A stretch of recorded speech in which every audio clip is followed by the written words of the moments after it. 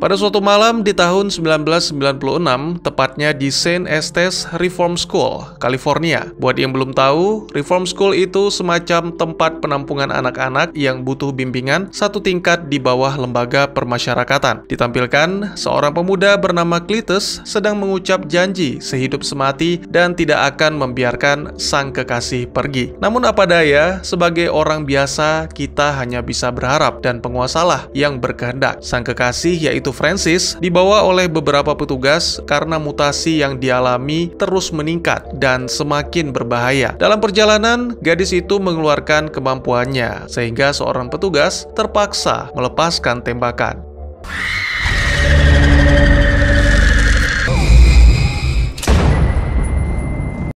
Francis tidak mati, gadis itu dipindahkan ke rumah baru yaitu Ravencroft. Tahun demi tahun telah dilewati, namun perasaan cinta Francis tak pernah mati. Setiap harinya, wanita itu mengikuti kabar Cletus di koran dan sangat mengejutkan. Ternyata sang kekasih sedang dipertimbangkan untuk dieksekusi atas pembunuhan yang dilakukan.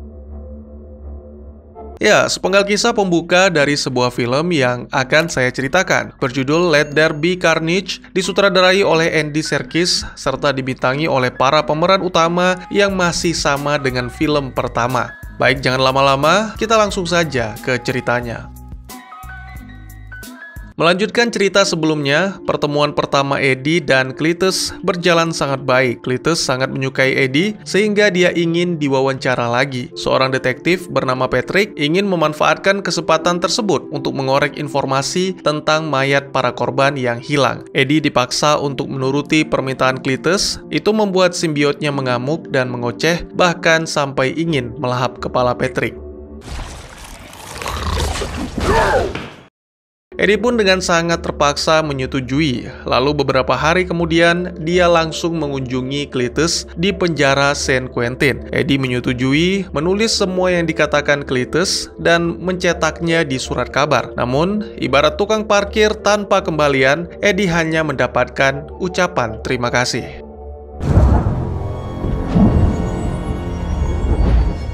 Eddie menjelaskan yang sebenar-benarnya kepada Patrick, meskipun sang detektif tidak percaya. Setibanya di apartemen dengan perasaan kesal, Venom meminta Eddie terus memperhatikan, dan memperhatikan. Sampai akhirnya...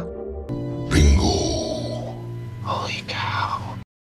Ya, semua ukiran di dinding sel Cletus menceritakan tentang pembunuhan yang dia lakukan, serta lokasi mayat yang disembunyikan. Keluarga para korban mengucapkan terima kasih. Kini Eddie berhasil mengembalikan citranya di mata masyarakat. Hukuman mati untuk Cletus pun segera ditetapkan. Dan ya, kehidupan Eddie kini menjadi lebih baik. Namun Venom tidak berpikir demikian. Makhluk itu merasa dibohongi karena Eddie tidak mengizinkan Venom memakan phenyletilanin, zat yang terdapat di dalam otak manusia dan coklat. Tentu saja, itu bukannya tanpa alasan. FBI telah lama menaruh kecurigaan kepada Eddie. Jika terjadi sedikit saja kesalahan, maka Eddie dan Venom akan dibawa ke area 51.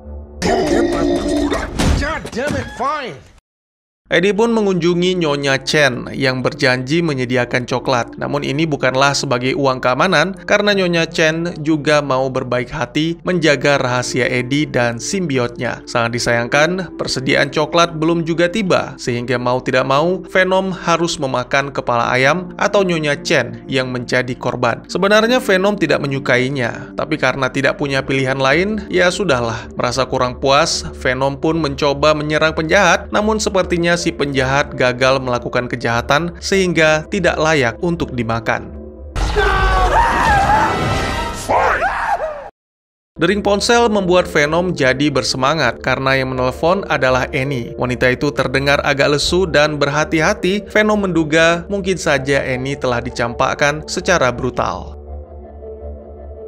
Waktu dan tempat telah ditentukan. Besok malam Eddie dan Annie bertemu di tempat penuh kenangan di mana dulu mereka berkencan. Meski awalnya agak canggung, tapi Annie sama sekali tidak menahan diri. Tanpa ragu dia menunjukkan cincin yang melingkar di jari, pertanda bahwa pernikahan akan segera terjadi. Tidak hanya Eddie, tapi Venom pun sakit hati. Makhluk itu akan sangat terhibur jika calon suami Annie mati ditabrak truk sampai hancur. Tak kuat menahan diri, Eddie pun pergi meninggalkan Annie dan tak lupa mengucapkan selamat. Setelah kebut-kebutan di tengah hujan, Venom mengambil alih kendali. Makhluk itu meminta maaf karena tidak bisa menyembuhkan sakit hati, tapi dia berjanji akan selalu menemani Eddie melewati masa-masa sulit ini. Venom benar-benar menepati janji, menghibur dan mengurus Eddie yang dilanda kegalauan meski tidak seperti yang diharapkan. Sepucuk surat diterima Eddie yang ternyata dari Cletus. Cletus mengundang Eddie untuk menyaksikan eksekusi serta berandai-andai bagaimana jika Cletus tidak pernah dilahirkan, pembunuhan tidak pernah terjadi, termasuk penyiksaan yang dialami Cletus, mulai dari disiksa ayahnya hingga dijebloskan ke Saint Estes yang terasa seperti neraka kegelapan dengan satu cahaya penerang hati. Meskipun Venom melarang, tapi Eddie tetap datang untuk sekedar memberikan dukungan. Seperti biasa, melihat para penjahat, Venom kembali berulah akibat rasa lapar yang tak tertahankan dan lagi-lagi berakhir dengan pertengkaran. Tak lama kemudian, Eddie dan Cletus pun bertemu. Eddie meletakkan perekam untuk mengumpulkan bahan tulisan dan mulai mendengar ocehan Cletus, yang mana semakin lama semakin menyerang Eddie, mulai dari sakit hati, ditinggal kekasih karena berkhianat, serta diabaikan sang ayah karena kelahiran Eddie menyebabkan kematian sang ibu. You son of a bitch! No. Venom yang merasakan sakitnya perasaan Eddie langsung menyerang dan kebetulan saat itu petugas sempat tertidur. Cletus menggigit tangan Eddie dan mengaku merasakan darah yang berbeda. Ya, Cletus menyadari bahwa Eddie memiliki suatu rahasia besar. Tentu saja itu membuat Eddie marah. Kebodohan yang dilakukan Venom bisa mengancam nyawa mereka berdua. Eddie dan Venom pun kembali bertengkar, namun kali ini lebih serius. Mereka berdua mulai mengungkit masa lalu, saling mencaci, sampai akhirnya baku hantam pun terjadi.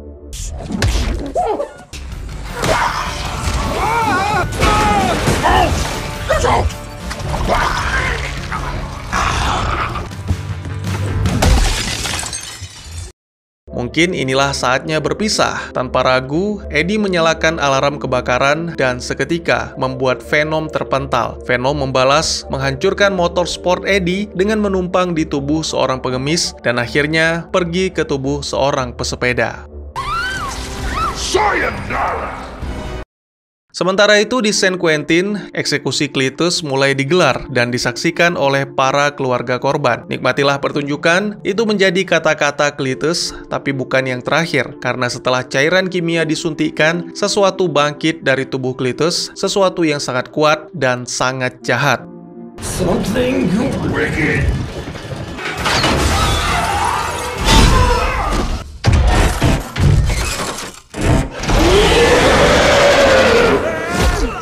Cletus pernah berjanji ketika dirinya bebas akan ada pembantaian yang terjadi dan itu dimulai malam ini.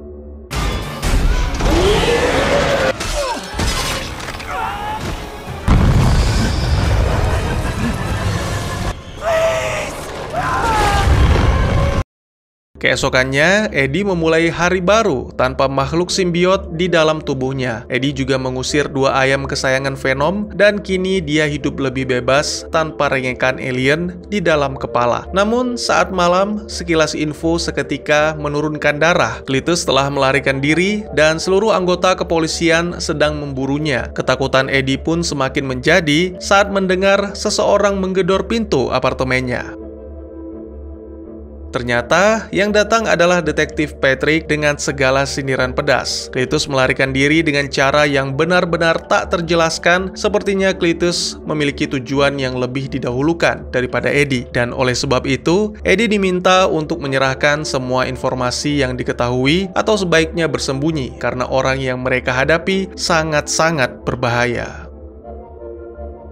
Setelah detektif pergi, Eddie langsung memutar rekaman terakhir Cletus serta mengamati kertas-kertas yang digambar Venom untuk menemukan petunjuk. Sementara Venom sendiri sedang menikmati kebebasan dalam kegalauan. Saat ini dia belum menemukan tubuh yang benar-benar cocok, sehingga berkali-kali dia harus berpindah tubuh. Venom naik ke atas panggung untuk mencurahkan isi hati tentang perlakuan buruk Eddie, tentang keberadaan alien di bumi, serta berharap mendapatkan perlakuan perlakuan yang layak dan kesetaraan. Beberapa waktu kemudian, lagi-lagi Venom berganti tubuh. Kini dia berkunjung ke toko Nyonya Chen demi mendapatkan coklat.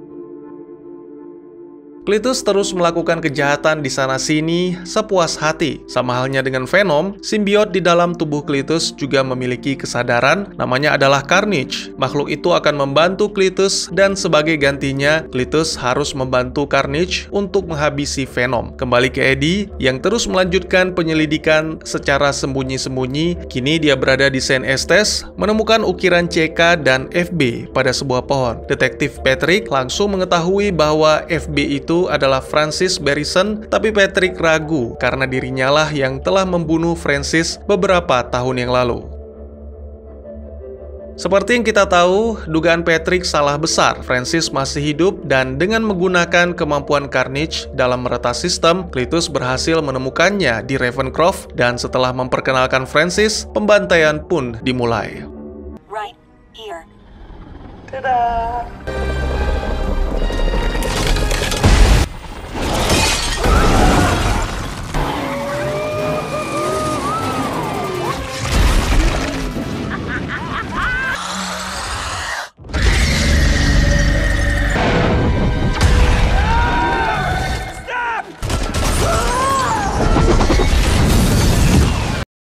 Beberapa waktu kemudian, petugas polisi datang mengepung Ravencroft. Sayangnya mereka terlambat dan pada momen ini, Patrick mengetahui bahwa sebenarnya Francis masih hidup. Eddie pun segera ditangkap dan diinterogasi karena dianggap berhubungan dengan ledakan roket Life Foundation dan monster yang dibawa Carnage. Eddie meyakini bahwa mungkin saja ini akibat dari Cletus yang menggigit tangan Eddie sehari yang lalu. Eddie pun terdiam dan berjanji akan bicara jika didampingi pengacara. Tentu saja pengacara yang dipilih adalah sang mantan, yang mana sangat mengenal Eddie dan juga mengetahui tentang Venom. Eddie menceritakan semuanya tentang Venom dan tentang Cletus yang juga memiliki simbiot. Eddie membutuhkan bantuan Annie untuk segera menemukan Venom agar bisa memperbaiki semuanya. Dengan petunjuk dari Eddie, Annie langsung menuju ke toko Nyonya Chen. Venom tidak akan melanggar janji untuk menyantap kepala, oleh karena itu hanya coklat dan ayam dari Nyonya Chen lah makanan alternatifnya. Venom tidak suka diperintah, apalagi dipaksa. Tapi jika dirayu, itu beda lagi ceritanya, terlebih dengan orang yang disuka. Sementara itu, setelah menghancurkan Ravencroft, Cletus dan Francis menghancurkan sekolah mereka dulu, yaitu Saint Estes. Pasangan itu merencanakan acara pernikahan dengan 3 tamu saja, yaitu Eddie, Detektif Patrick yang nyaris membunuh Francis, dan juga Venom. Annie kembali ke kantor polisi dan langsung menculik Eddie dengan kekuatan Venom. Akhirnya tibalah saatnya Eddie untuk meminta maaf dengan tulus, dengan intonasi yang pas, serta dengan penuh rasa bersalah. I'm sorry! I don't know why you're shouting at me. Because... Okay. Whoa. Whoa. Whoa. Setelah Eddie berbaikan dengan Venom, Annie dan calon suaminya diminta segera meninggalkan kota, serta untuk berjaga-jaga, mereka juga disarankan agar menyiapkan senjata yang mampu membunuh simbiot. Sayangnya, beberapa waktu kemudian, Cletus dan Francis telah memulai rencana. Cletus berhasil menculik Patrick, sedangkan Francis menemukan petunjuk di apartemen Eddie yang mengarahkannya ke Annie.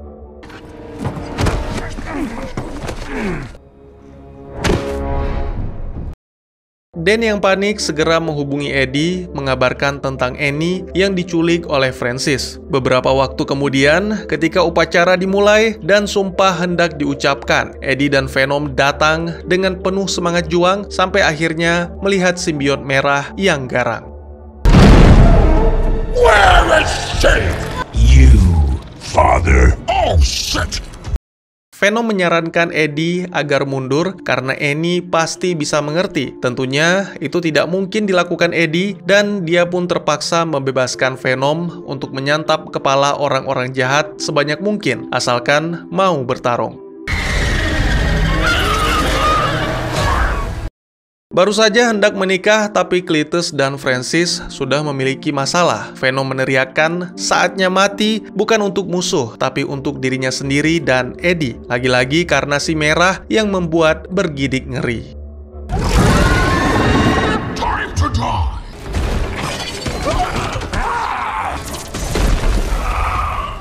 Kimono! Fire and sound! Power up!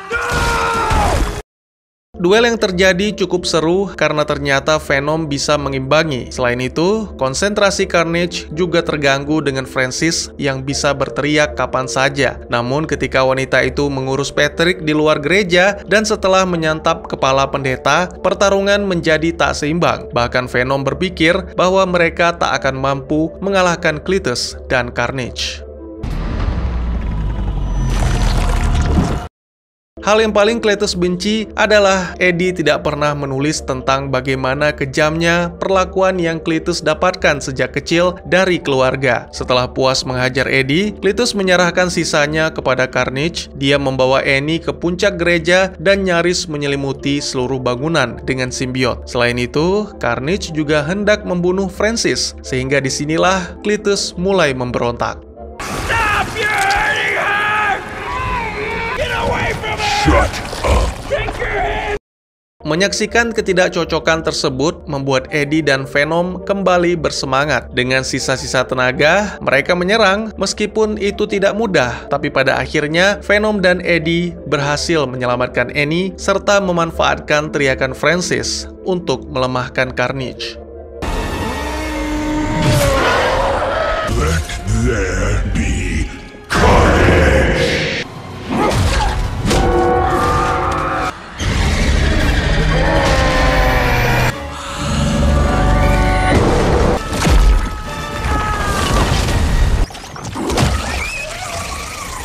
Fuck this guy!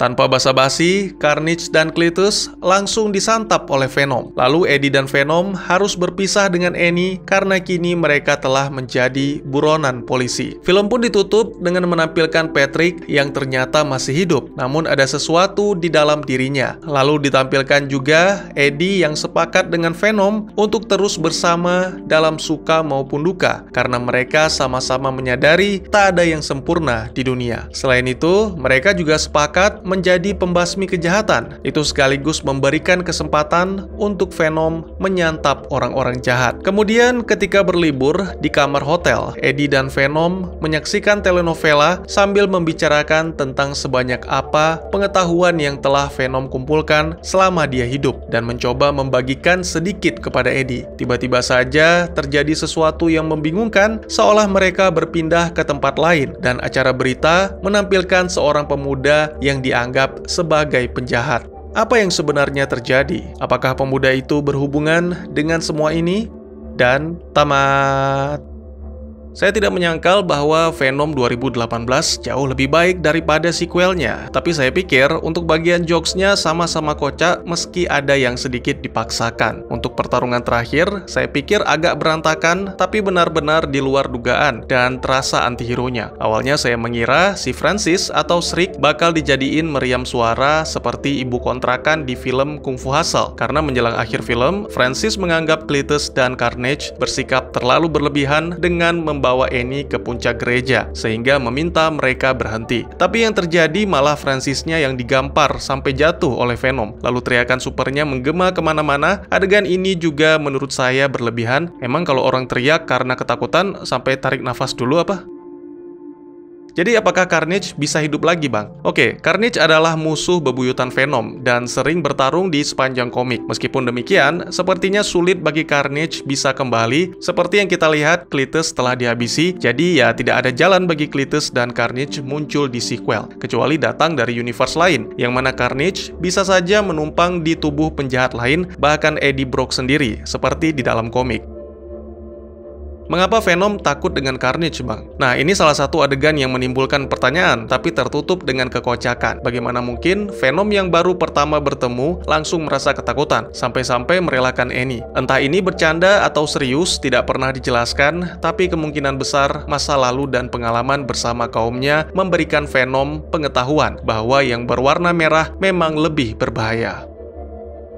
Satu lagi yang bikin penasaran dan bertanya-tanya adalah detektif Patrick Mulligan. Pengetahuan Venom mungkin bisa dieksplorasi lebih jauh di sequel ketiga berkat adegan ini. Seperti yang kita tahu, Eddie sempat bekerja sama dengan Patrick sampai akhirnya dia diculik dan nyaris dibunuh oleh Francis. Adegan terakhir menampilkan sang detektif mengucapkan monster seperti orang kesurupan dengan mata yang menyala. Ini menjadi sebuah isyarat bahwa cerita Patrick belum berakhir dan kemungkinan besar dia dipersiapkan untuk menjadi penjahat selanjutnya yang dikenal Toxin. Dalam komik, Toxin adalah simbiot merah yang tidak sengaja diciptakan oleh Carnage. Venom memutuskan untuk menyelamatkan Toxin dan menjadikannya sekutu. Kemudian Toxin bersatu dengan Patrick dan memulai perjalanannya untuk terus tumbuh. Toxin versi komik akhirnya menjadi sedikit lebih bersifat kepahlawanan karena dia sempat membantu Spider-Man dan juga Avengers. Namun dalam versi Let There Be Carnage, sepertinya Toxin diatur untuk menjadi penjahat yang akan dihadapi Eddie dan Venom. Seperti yang kita lihat, Patrick mulai membenci Eddie menjelang akhir film karena merahasiakan sesuatu. Dan mungkin saja Patrick akan mulai melancarkan aksinya di sequel ketiga karena balas dendam atau mungkin juga kehilangan kendali. Adegan terakhir yang menampilkan Peter Parker gimana bang? Ya, meskipun mengisyaratkan bahwa Venom akan muncul di No Way Home, tapi pada kenyataannya tidak ada tuh. Entah Venom yang tidak datang karena Eddie melarang atau mungkin belum waktunya. Saya yakin seiring berjalannya waktu, semua akan menjadi jelas. Tapi daripada bergabung dengan MCU, saya lebih tertarik jika Venom berhadapan dengan Null, dewa kegelapan yang menciptakan simbiot. Ada lanjutannya nggak bang? Sampai saat ini belum ada. Dengar-dengar sih ya, sequel ketiganya sudah masuk tahap syuting dengan Om Tom Hardy kembali memerankan Eddie Brock. Ya, semoga saja semua berjalan lancar dan semoga jauh-jauh lebih baik daripada Let There Be Carnage. Mungkin segitu saja teman-teman. Kalau masih ada yang tidak dimengerti atau kurang jelas, sangat dipersilahkan untuk bertanya dan berkomentar juga monggo. Apalagi kalau mau request film itu juga silahkan. Bisa lewat kolom komentar atau buat yang malu-malu bisa via DM ke Instagram saya di @teguhgusto. Insya Allah pasti akan dibaca. Mari kita jadikan kolom komentar sebagai sarana penambah wawasan dan menciptakan jalinan persaudaraan, bukan malah menjadikannya sebagai tempat pembulian sehingga menciptakan permusuhan.